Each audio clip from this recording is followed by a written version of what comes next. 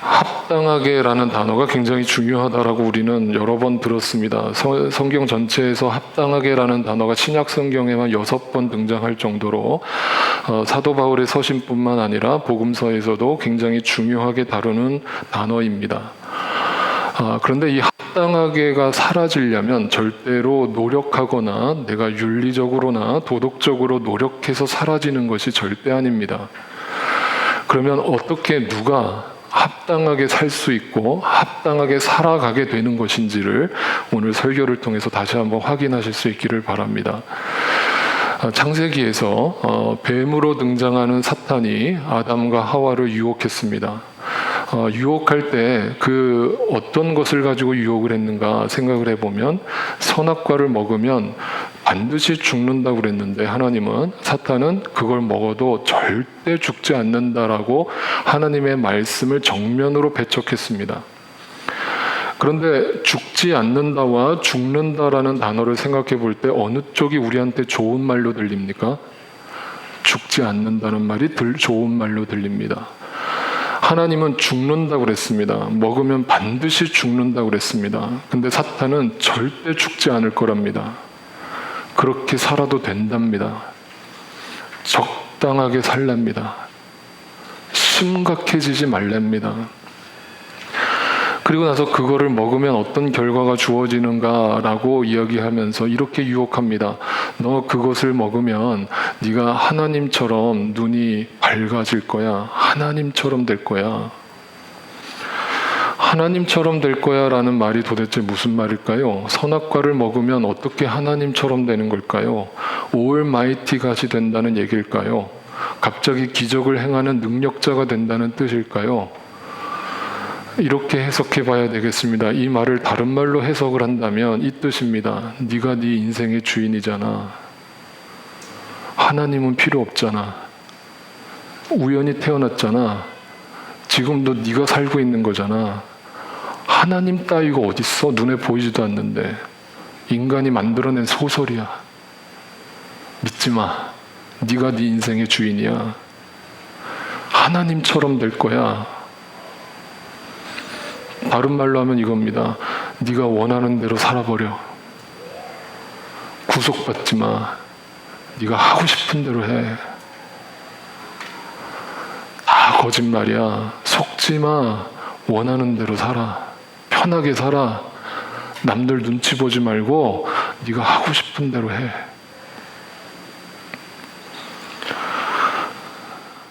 굉장히 달콤한 유혹입니다. 굉장히 그럴싸합니다. 또 때로는 굉장히 위로를 받습니다. 하나님의 말씀은 반드시 죽는다였습니다. 예수님과 제자들이 어느 도시를 향해서 가고 있었습니다. 가다가 예수님이 뜬금없이 제자들을 향해서 이렇게 질문했습니다. 사람들이 나를 누구라고 하니? 제자들이 대답했습니다. 어떤 사람은 선지자라고 그러고요. 어떤 사람은 예언자라고 그러고요. 하여튼 위대한 성자라고 얘기들 합니다. 그래? 재밌네. 그러면 너희들은 나를 누구라고 해? 너는 나를 누구라고 생각해? 라고 물었습니다. 그랬더니 그 얘기를 듣던 시몬 베드로가 아주 당차게 확신을 가지고 대답했습니다. 주님은 살아계신 하나님의 아들이십니다. 예수님을 주님이라고 고백했습니다. 내가 주인이 아니라 내 인생의 주인은 당신이십니다. 라는 고백이었습니다. 주님의 로드십을 고백했습니다. 주님입니다. 내 인생의 주인은 당신입니다. 왜? 당신은 나를 창조하신 하나님의 아들이라는 걸 내가 믿어지니까. 예수님이 대답했습니다. 바요나 시몬아, 네가 참 복되도다. 그것을 믿게 하신 분은 네가 아니고 네 생각이 아니고 하늘에 계신 하나님께서 그 사실을 믿어지게 하신 것이다. 참 복되도다. 그거를 끝까지 붙들어라. 이 고백을 한 장소가 어느 장소였는가? 성경은 이렇게 증언합니다. 그 장소는 당시에 예루살렘과 이스라엘의 한 중심에 이제 위치해 있던 가이사르 빌립보라고 하는 도시에서 일어난 대화였습니다. 가이사르 빌립보라고 하는 이 도시가 왜 중요한가를 생각해 보면, 영어로 보시면 가이사르라는 말이 영어로 뭡니까? 카이사르입니다. 카이사르라는 게 시저입니다. 시저. 시저가 누구죠? 로마 황제를 일컫습니다.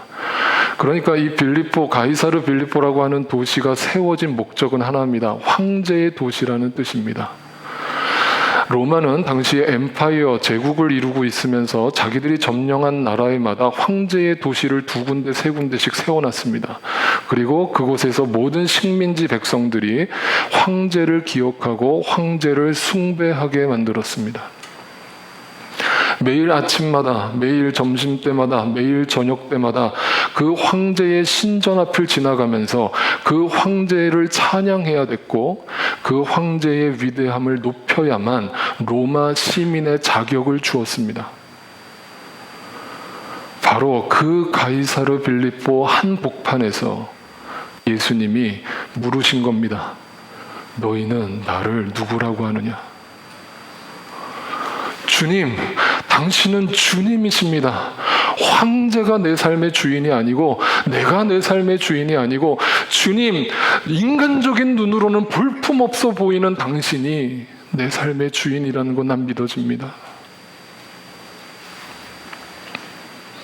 그것이 베드로의 진정한 신앙 고백이었고, 그 신앙 고백은 우리 모든 믿는 자들이 따라가야 할 고백이라는 것을 성경은 가르쳐 줍니다.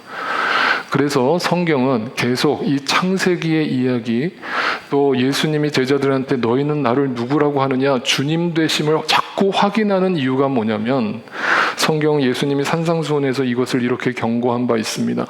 아무도 두 주인을 섬기지 못한다. 한쪽을 미워하고 다른 쪽을 사랑하거나 한쪽을 중히 여기고 다른 쪽을 업신 여겨야 한다.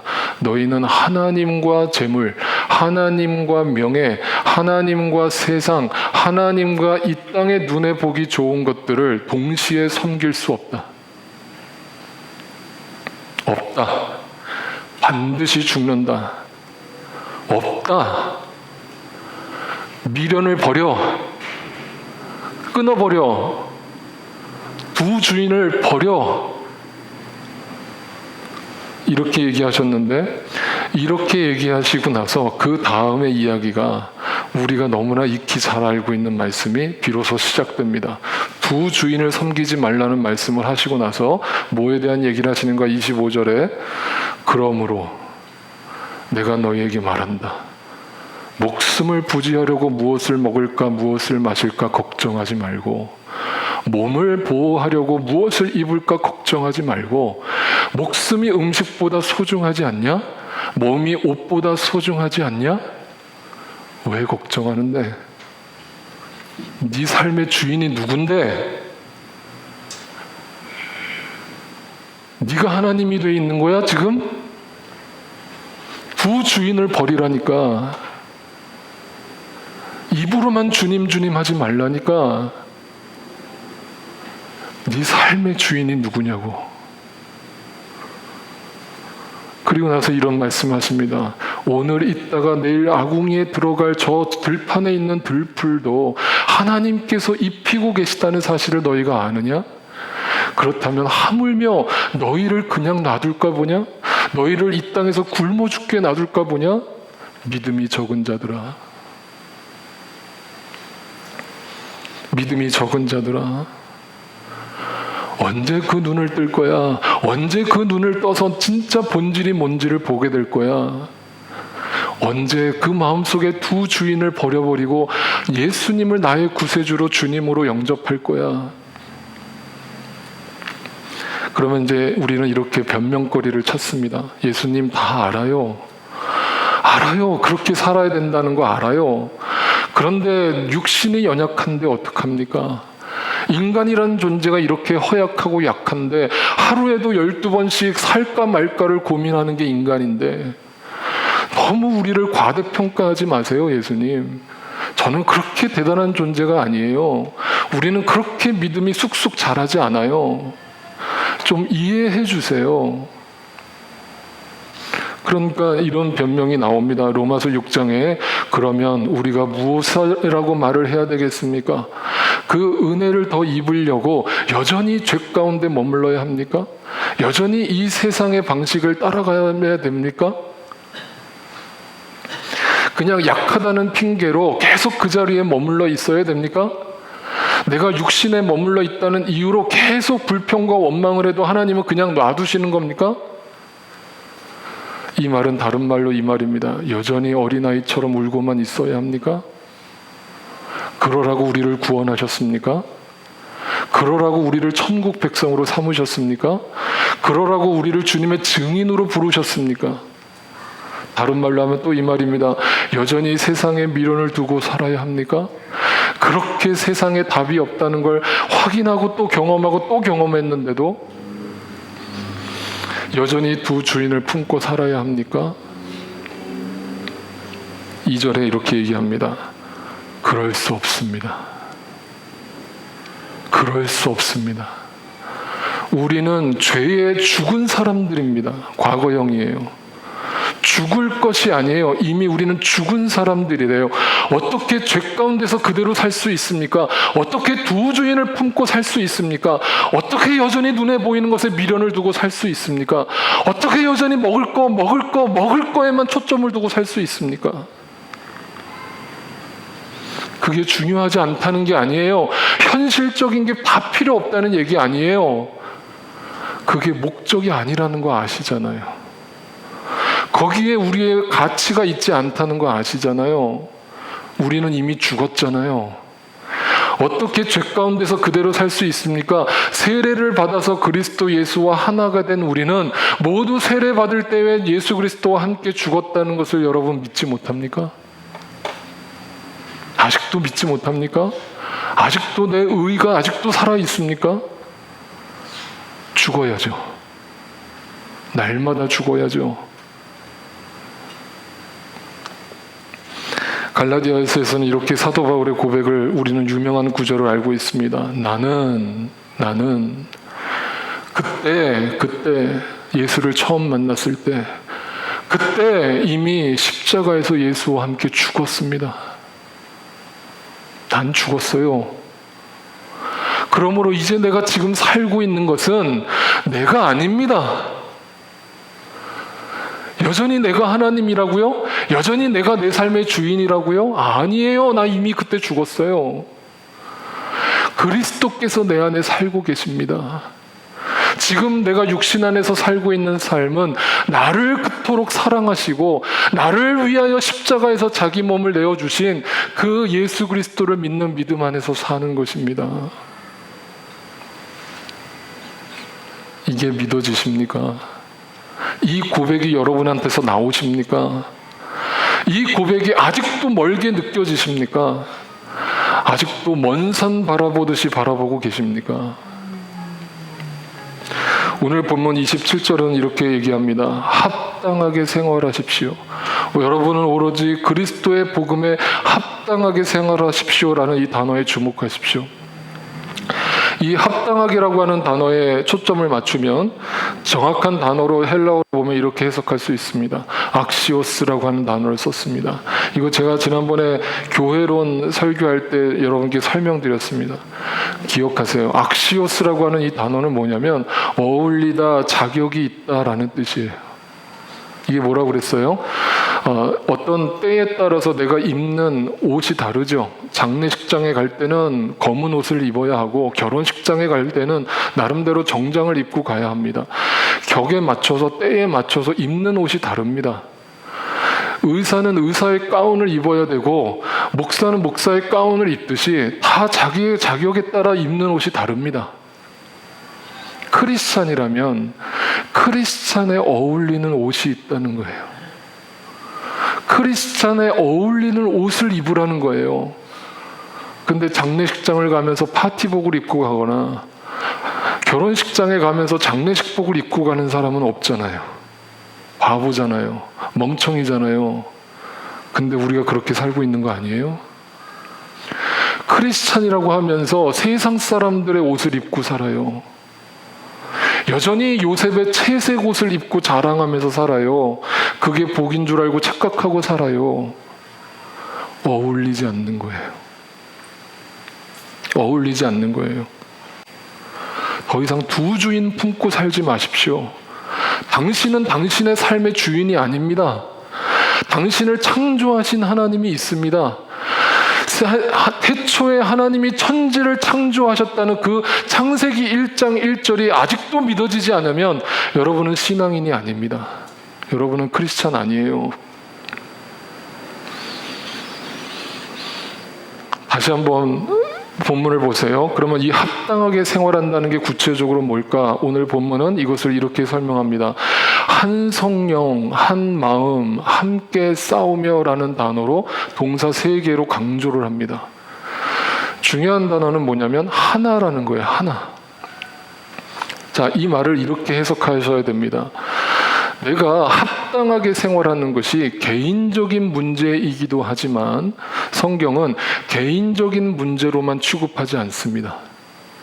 합당하게 생활하는 것을 교회적인 문제로 취급합니다. 다시 말하면 합당하게 생활한다는 것은 내가 개인적으로도 그렇게 산다는 뜻이기도 하지만 더 나아가서 교회 공동체가 하나된 마음으로 하나된 뜻을 가지고 함께 그 합당한 삶을 살아가야 된다는 뜻입니다. 그럼 이거를 해석해드리면 이거예요. 합당하게 살려면 개인 플레이 하지 말고 함께 연합하라는 뜻이에요. 그러니까 이제 제가 뭐 자꾸 이제 대형 교회들 얘기하니까 자꾸 뭐 자격지심에서 하는 얘기처럼 들리실까봐 제가 이제 가능하면 안 하려고 그러는데 그냥 현실을 얘기해 드리는 거예요. 왜 사람들이 대형 교회에 많이 갈까를 생각해 보면 그 대형 교회 안에 10% 20% 되는 사람들만 실제로 봉사를 하고 교회를 섬기는 일들을 감당합니다. 그럼 나머지 8, 90%는 교회를 그냥 다니는 거예요. 다닌다는 것은 예배 드리고 그냥 끝이에요. That's it. 그게 편한 거예요. 왜? 자기를 드러내지 않아도 되니까. 오늘날 현대 추세랑 딱 맞아떨어지죠. 네? 몰래 가서 축도 끝나기 전에 몰래 나오는 거예요. 기가 막히죠? 그렇게 신앙생활을 해도 누구도 뭐라고 안 해요. 뭐 신방 오지도 않아요. 목사님이 전화도 안 하세요. 그러면 얼마나 편해요. 신앙생활하는 게. 그게 뭐냐면 개인 플레이를 하고 있어요. 지금 오늘날 교회가. 교회 공동체가 점점점 약해지고 있어요.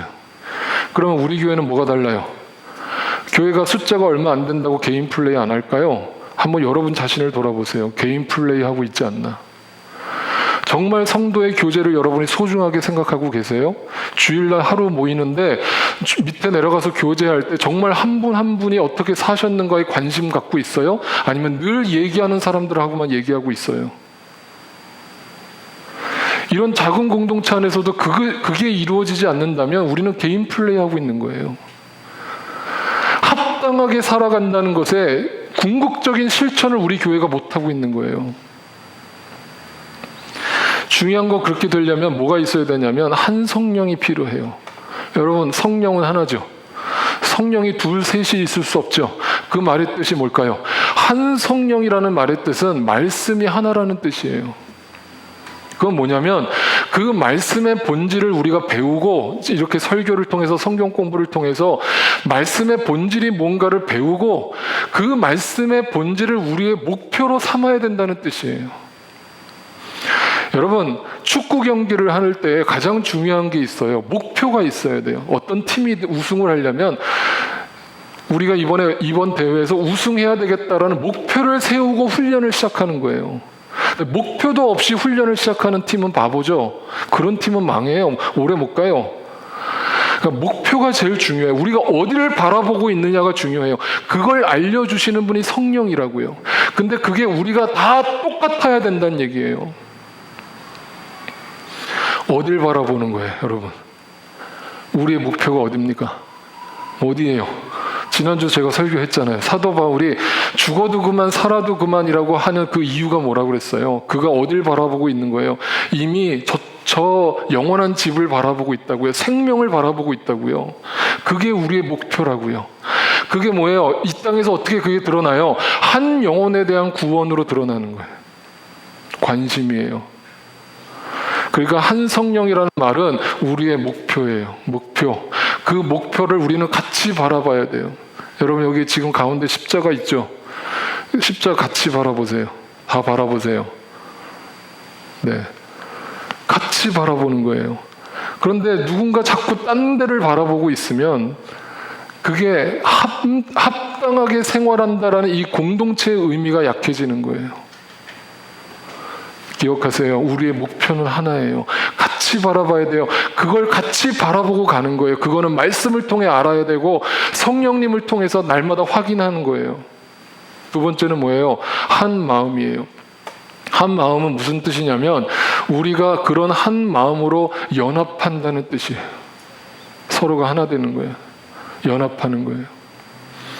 자, 축구 경기 아까 예를 들었으니까 축구 경기를 하는데 팀이 팀 플레이를 안 하고 그 중에 조금 자기가 잘났다고 자기가 조금 볼 좀 잘 찬다고 혼자 막 드리블하고 혼자 막 뛰어들어가면 그 팀이 우승할 가능성이 있나요 없나요? 네, 희박해져. 그럼 감독은 그런 플레이어를 그냥 놔둘까요? 아니죠. 당장 빼버리죠. 아무리 능력이 좋아도 혼자 독불장군처럼 뛰어다니는 그 사람을 좋게 보지 않아요. 왜? 축구 경기는 팀 플레이니까. 연합이에요. 연합이라는 게 어떻게 가능해요? 때로는 내가 배려하는 거죠. 저 사람의 믿음이 나보다 조금 연약하다고 생각하면 그 사람을 배려해서 내가 그 사람의 눈높이에 맞춰주는 거죠. 그 사람이 같이 나의 수준까지 올 때까지 기다려주는 거죠. 보조를 맞춰주는 거죠. 그게 연합이에요. 근데 내가 잘 안다고 내가 혼자 은혜가 충만하다고 막 뛰어가요? 그런 은혜 받은 건 없어요. 그 고린도 교회가 그랬다고요. 혼자 막 은사 받고 막 은혜 받고 우리가 혼자 막 뛰어가는 거예요. 못 따라오는 사람들은 막 비난하는 거예요. 니네 왜 아직도 못 따라오냐고. 사도 바울이 고린도전서 13장에서 뭐라고 그래요? 네가 천사의 말을 하고 온갖 방언을 은사를 받았다 하더라도 사랑이 없으면, 서로 연합하려는 배려와 인내가 없다면 너는 가짜야. 아무것도 아니야. 기다려줘야죠. 못 따라오면. 그 다음 뭐예요? 그 다음에는 함께 싸우는 거예요.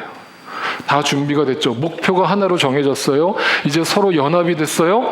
그러면 교회 공동체의 가장 큰 파워는 뭐냐면 한 성령과 하나의 마음으로 연합된 성도들이 한 방향의 목적을 가지고 싸우는 거예요.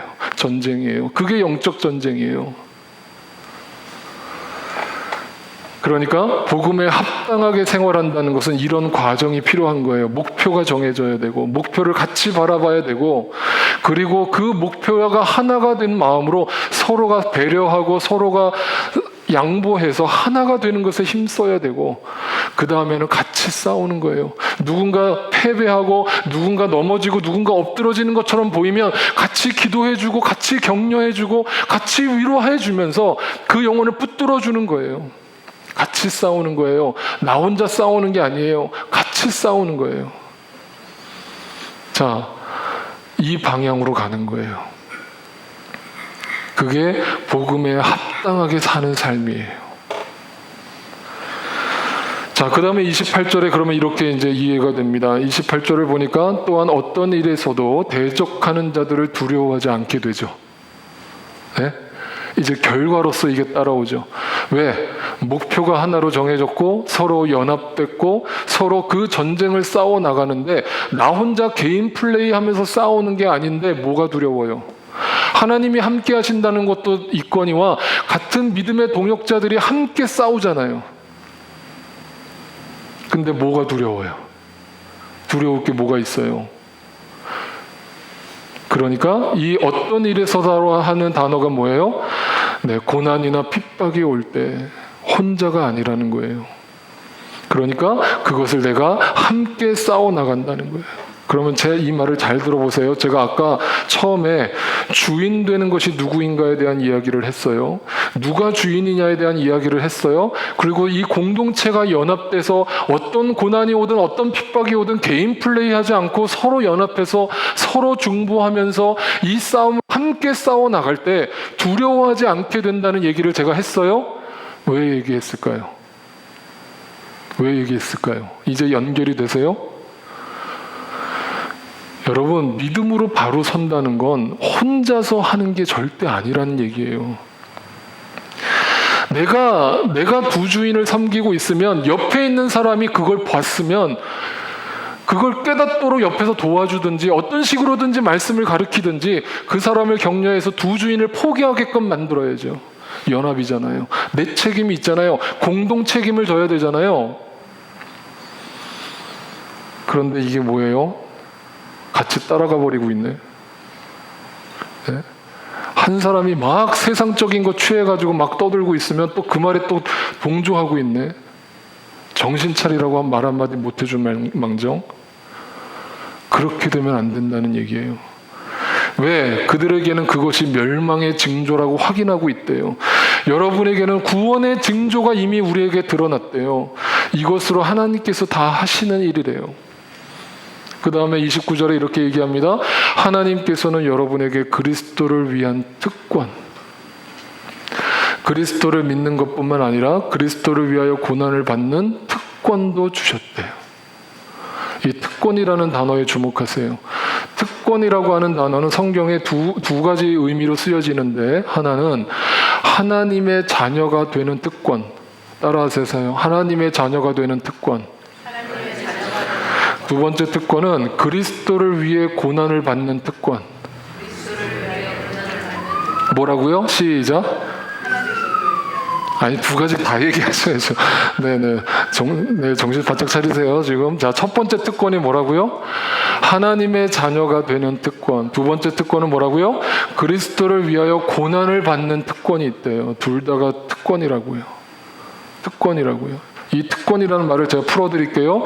믿음은 그 가치를 지키기 위한 싸움이에요. 그리고 그 싸움은 반드시 고난이 따라와요. 그리고 그 고난이 특권이에요. 다시 한번 같이 읽어요. 시작. 믿음은 그 가치를 지키기 위한 싸움이고, 싸움은 고난이고, 고난은 특권이에요. 그러면 여러분의 믿음이 자라지 않는 이유, 여러분이 여전히 두 주인을 품고도 아무런 양심의 가책도 느끼지 않고 신앙생활을 하는 이유, 그 가치를 지키기 위한 싸움을 모를 뿐더러 그 싸움이 고난이라는 사실을 피하고 있는 거예요. 다시 말하면 쉽게 예수 믿으려고 하는 거예요. 저는 그냥 있는 그대로 말씀드려요. 이것을 갖다가 디모데후서에서는 사도 바울이 이렇게 표현했어요. 그리스도 예수 안에서 경건하게 살려고 하는 사람은 모두 박해를 받을 것이다. 넌센스예요. 아이러니예요. 예수를 잘 믿으면 믿으려고 할수록 반드시 핍박이 일어날 것이고, 반드시 사탄은 여러분을 공격할 것이고, 그것을 도망치지 말고 연합해서 함께 싸워 나가라. 그것이 그리스도의 자녀로 특권을 주시는 것과 그리스도인으로서 마땅히 받아야 될 특권이라는 거예요. 그것이 합당하게 사는 거라는 거예요.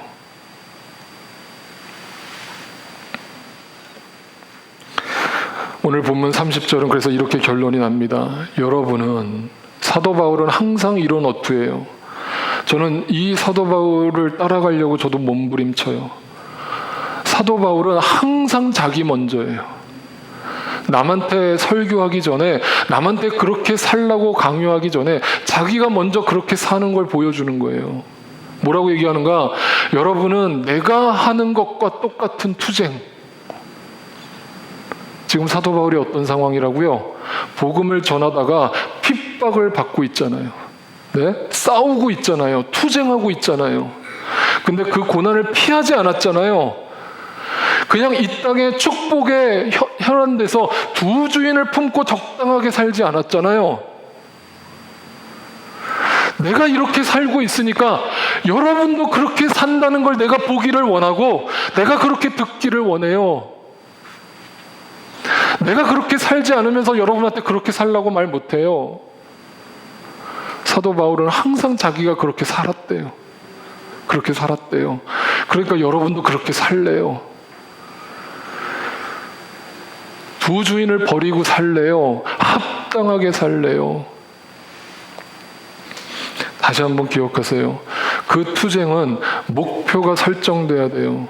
그 목표가 정해졌다면 서로가 같이 연합돼야 돼요. 교회 공동체는 작은 교회든 큰 교회든 서로가 하나의 목표로 하나가 되고 연합돼서 서로 세워주고 서로 격려해주고 서로 끌어주고 그렇게 해서 약한 사람들을 세워주는 교회가 되어야 돼요. 그리고 함께 싸워야 돼요.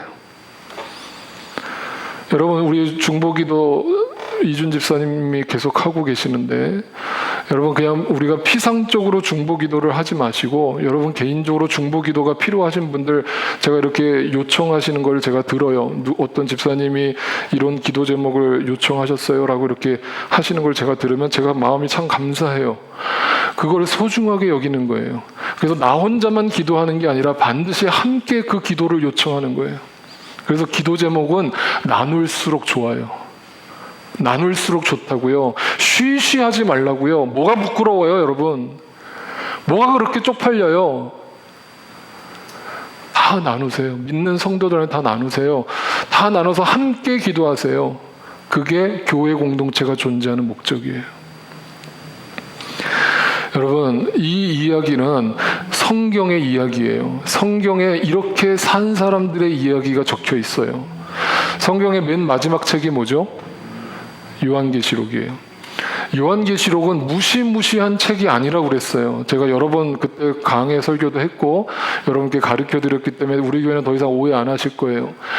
요한계시록은 누가 썼냐 하면 사도 요한이 썼죠. 사도 요한이 밤모섬이라고 하는 역시 이제 그 자기가 이렇게 하양살이 거기에 감옥과 같은 생활을 하고 유배지에 있을 때 사도 요한이 하나님의 계시를 받았어요. 그래서 그 계시를 받아서 로마에 있는 성도들한테 편지를 쓴 거예요. 그런데 그 편지에서 제일 강조하는 단어가 있어요. 처음에 7 아시아 교회가 등장하는데 그들한테 뭘 강조하는 계속 반복되는 단어가 있어요. 뭘까요? 이기는 자예요. 당시 로마 교회는 엄청난 핍박을 받고 있었죠. 예수 믿는 것 때문에 예수 믿는다는 게 들키면 무조건 순교당하는 거예요. 사자밥이 되는 거예요.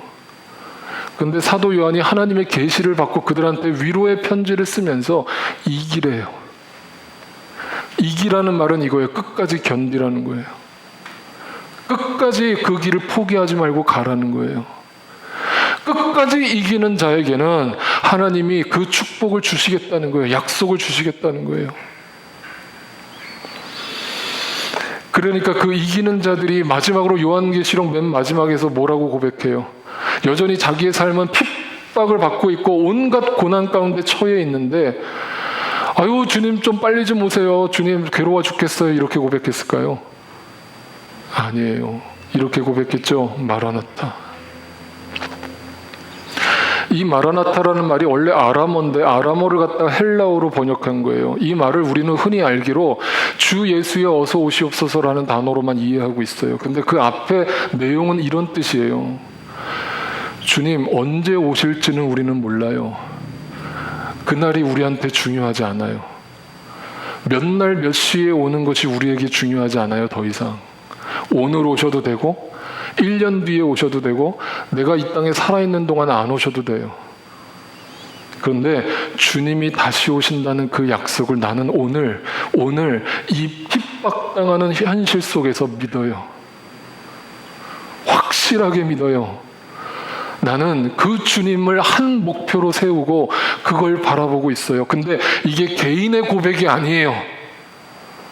아까 뭐라고 그랬어요? 모든 교회가 마라나타를 바라보고 있다고요.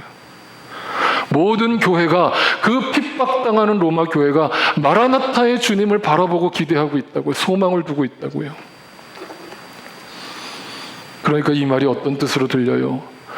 이 말이에요. 현재 우리가 겪는 고난은 장차 우리에게 나타날 영광에 견주면 아무것도 아니라고 우리는 확신합니다.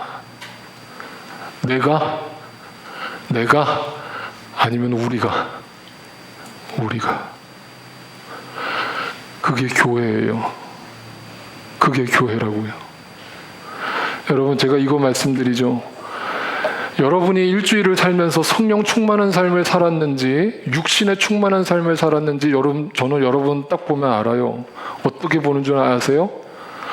여러분의 시선이 좁아져 있다면 여러분 일주일을 육신으로 충만하게 산 거예요. 시선이 좁아진다는 건 무엇을 먹지, 뭐 입지, 뭐 마시지. 고난이 올 때 사탄의 유혹은 시선을 좁게 만드는 거예요. 그거밖에 안 보여요. 근데 성령의 충만함을 경험하면요, 시선이 확장돼요. 마라나타가 보여요. 주님 다시 오는 세상이 보여요. 그 세상을 보는 사람이 어떻게 현재 당하는 고난에 좁은 시선을 갖고 살겠어요? 영광을 보는 거예요. 영광을 보는 거예요. 그게 믿음이에요. 그러면 이렇게 말을 하고 있어요. 요한계시록에서 성도들한테 이렇게 얘기해요. 귀가 있는 사람은 성령이 교회들에게 하시는 말씀을 들으세요. 이 얘기를 요한계시록에서 또 여러 번 반복합니다. 눈을 뜨세요. 귀를 뜨세요. 단지 육신의 눈으로만 해석하지 마세요. 두 주인을 품지 마세요. 자신이 하나님이 되지 마세요. 귀를 뜨세요. 눈을 뜨세요. 마라나타의 고백을 갖고 사세요. 이걸 고백하는 사람들에게 이제 우리에게 이런 질문이 주어집니다. 마지막 질문. 그럼 이제 어떻게 살까요? 어떻게 살까요? 제가 이렇게 여러분한테 물어요. 여러분, 그럼 이걸 알았으면, 이게 믿어지면, 이게 다 보이기 시작하면 여러분 이제부터 어떻게 살까요? 네? 잘? 합당하게 살아야죠. 어떤 고난이 와도 합당하게 살아야죠. 도망치지 말아야죠. 같이 찬양 드리겠습니다.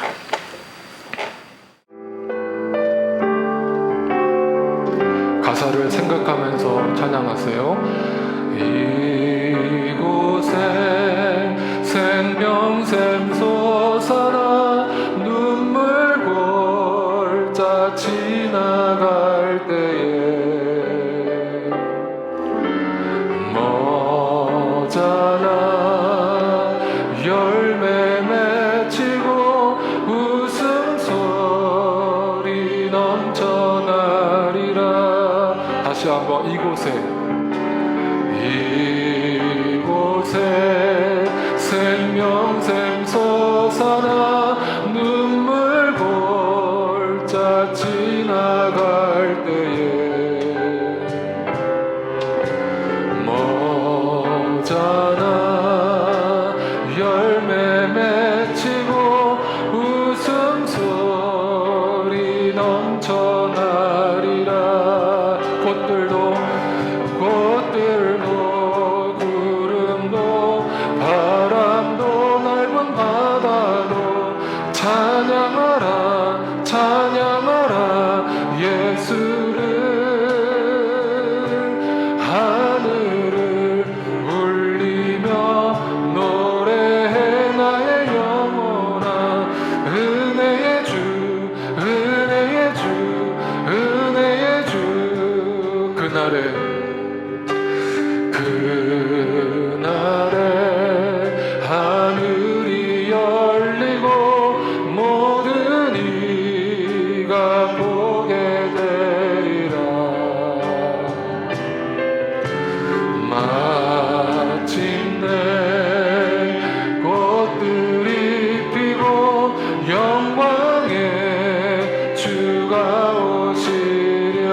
다시 한번 그날의 하늘이